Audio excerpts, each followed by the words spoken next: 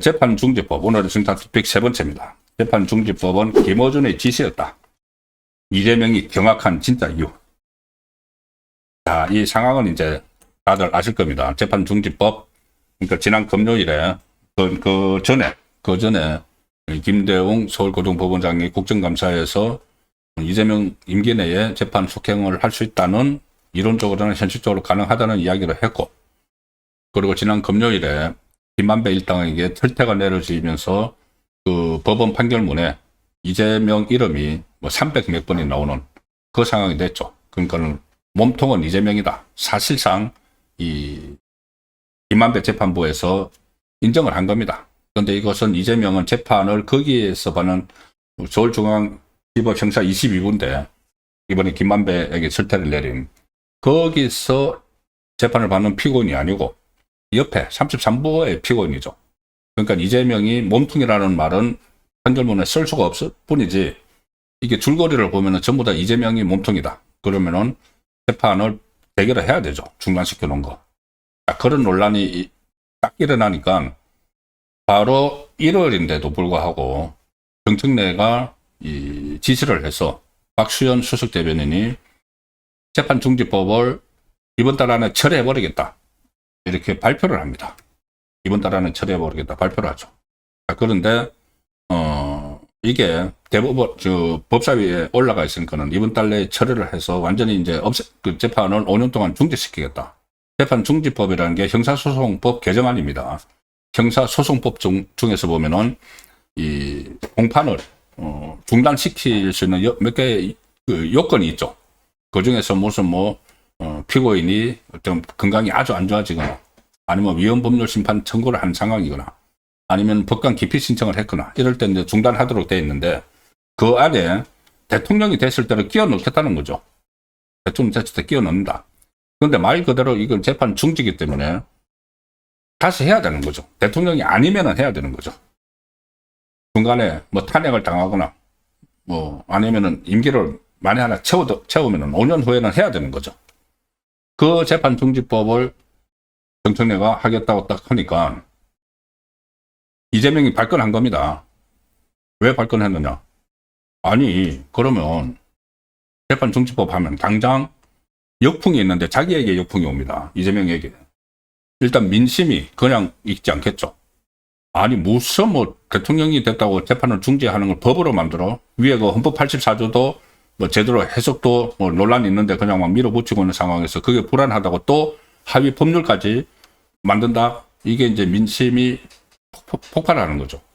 그 부담이 이제 이재명에게 가는 거고, 그 다음에 이것을 5개 중단된 재판부 중에서 한 곳이라도 위헌법률 심판을 청구를 해서 헌법재판소에, 이게 재판중지법이 위헌이다 이렇게 되면은 그걸 될 가능성이 있습니다. 재판중지법이니까 말이 안 되는 거니까 아무리 이 헌법재판소가 좌파가 장악을 하고 있다고 해도 충분히 그게 위헌 판결에 넣을 수가 있죠. 그러면 재판중지가 위헌이면 재판을 해야 되는 거죠.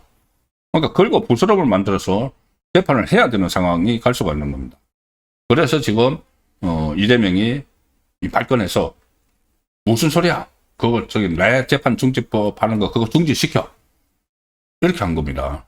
그리고 보다 근본적인 이유가 또 있습니다. 제가 조금 전에 말씀드린 대로 정청래는 어쨌든 이재명이 있을 때, 정권을 잡고 있을 때 재판이 정지하는 것만 관심이 있죠.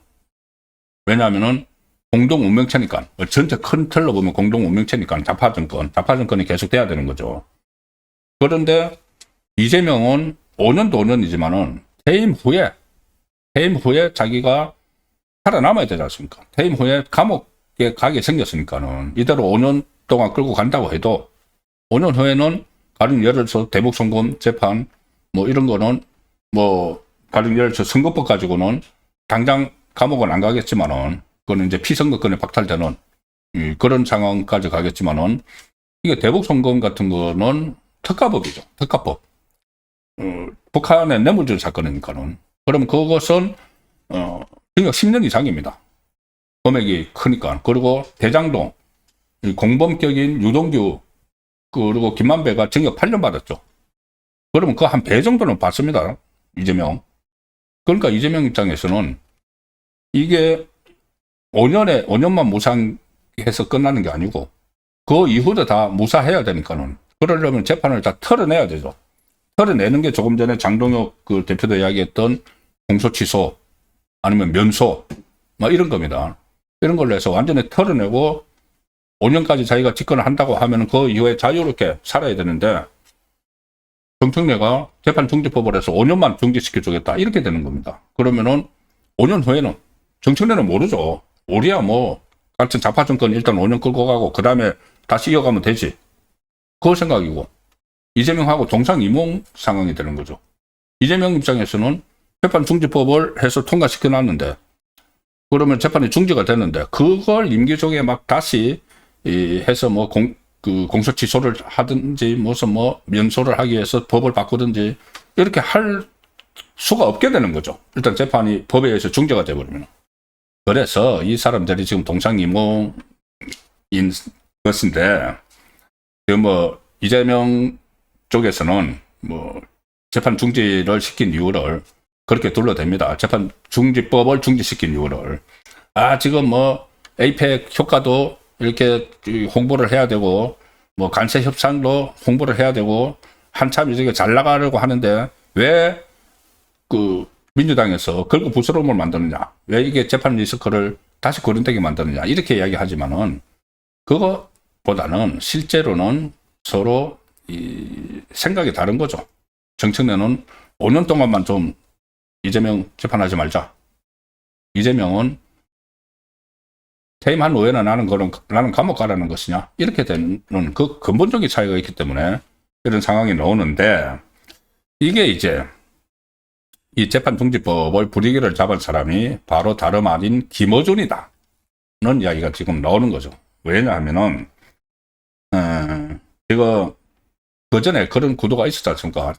그 민주당 당대표 경선할 때 김어준은 정청래가 밀고 김어준은 정청래를 밀고 박찬대는 이재명이 민다. 그래서 그 다음부터 보면은 정청래는 거의 김어준에게 다 보고합니다. 이재명은 거의 패싱하고 김어준에게 막 보고를 하죠. 그 상황인데 김어준 프로에 계속 나가고 이 유튜브 방송 단골 출연을 할 뿐 아니고 뭐 토크 콘서트 김어준 그런 데도 막 참석을 하는 사람인데 최근에 김어준 씨가 23일 그러니까는 그 10월 23일 꽤 됐죠. 그때 김만배 이렇게 판결도 안 나오고 또 김대웅 서울고등법원장의 국감 말도 안 나올 때입니다. 재판을 할 수 있다는 말도 안 나올 때인데 김어준 씨가 10월 23일에 자신 방송에서 이재명에 대한 재판 재개 가능성이 막 거론되고 있다. 그때 재판 재개 이야기를 김어준 방송에서도 계속 했습니다. 불안하니까 막 했는데 그 상황을 언급을 하고 나서 재판 중지법에 대해서는 이거 해야 된다. 굳이 해야 된다. 굳이 해야겠다. 이렇게 표현을 했네요. 재판 중지법 해야 된다. 빨리 처리를 하라. 이제 정청래에게 사실상 지시를 내리는 거죠. 김어준이 이렇게 이야기하면 정청래는 합니다. 지금 정청래가 움직이는 건 김어준이 방송에서 이야기한 거 그대로 지금 따라서 합니다. 이재명이 그 말하는 건 안정해 놓고 그러니까 이재명하고 이번에 부딪히는 거죠. 김어준이 이재명 재판 중지법을 해라 하니까 그대로 하는 거죠. 그리고 그 다음 날에도 김어준은 이 대장동 변호사 출신 그 민주당 의원들을 쭉 불러서 앉혀놓고 민주당 의원들 뭐 박균택이나 이런 대장동 변호사들 쭉 불러서 앉혀놓고 설마 대통령을 법정에 부르겠어? 그런데 설마를 너무 많이 봤다. 재판 중지법 처리가 시급하다. 지금 이 상태로 가면 진짜 이재명 재판할 수 있어. 빨리 재판 그 중지법 처리해. 이렇게 지시를 해서 정청래가 그거를 따라서 재판 중지법을 하겠다고 해서 그 이재명 건 다른 축셈이 있는데 이걸 지금 그 부딪히는 겁니다. 언론에서는 이렇게 표현도 했습니다. 여의도 대통령으로 통하는 정청래가 이 의회 권력의 정점에 섰다는 평가를 받는 가운데 김어준은 충정로, 김어준 사무실이 충정로에 있습니다. 충정로 대통령으로 불리고 있다.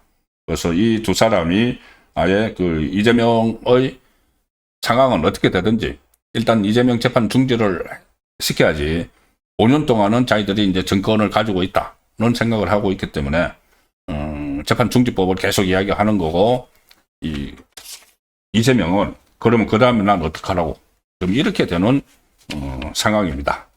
이 상황에서 지방선거 앞두고 이제 공천 갈등이 본격적으로 점화가 되는데 이게 좌파가 두 개로 이제 완전히 찌개질 수가 있습니다. 물론 뭐 조국 이거는 이제 조국은 요새 이제 거의 소멸하는 단계로 가는 것 같고 뭐 말도 안 되는 이야기를 막 하는 거 보면은 조국은 이제 소멸하는 단계로 가고 김어준 정청래하고 이재명 그리고 친명 이렇게 찢어질 텐데 지난번 총선 때 그런 이야기가 나왔죠.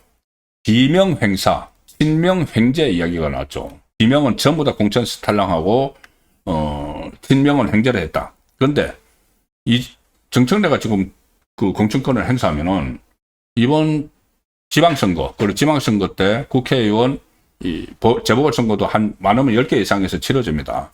그래서 거꾸로 친명이 다 행사할 수가 있다. 오히려 비명이 횡재할 수가 있다. 지난번 총선 때하고는 다른 상황이 나타날 수가 있습니다. 가장 그 상징적으로 암시가 된 게 유동철이죠. 민주당 이 부산 수용구 지역위원장이 그 전에 이재명이 영입을 해서 부산에 출마시킨 사람인데 이 사람이 지금 민주당 부산시당위원장으로 출마를 하려고 하는데 정청래가 컷오프 시켜버렸죠. 그러니까 지금 유동철이 반발을 하는 기자회견, 오늘도 기자회견을 했습니다. 주변에서 이재명 계여서 친명이어서 불이익을 당했다는 말들이 많다. 그러니까 이제 친명이 불이익을 당한다. 그럼 지방선거 때 친명들이 행사를 할 수도 있다. 자, 그런 말까지 나오고 있습니다. 그 시점 되면은 이 좌파가 완전히 이제 분열을 하는 그런 상황도 예상이 되는 것이죠. 그래서 지금 지방선거 앞두고 또 이재명의 재판 속행이 공론화되면서 중국이 급변할 가능성이 상당히 높습니다.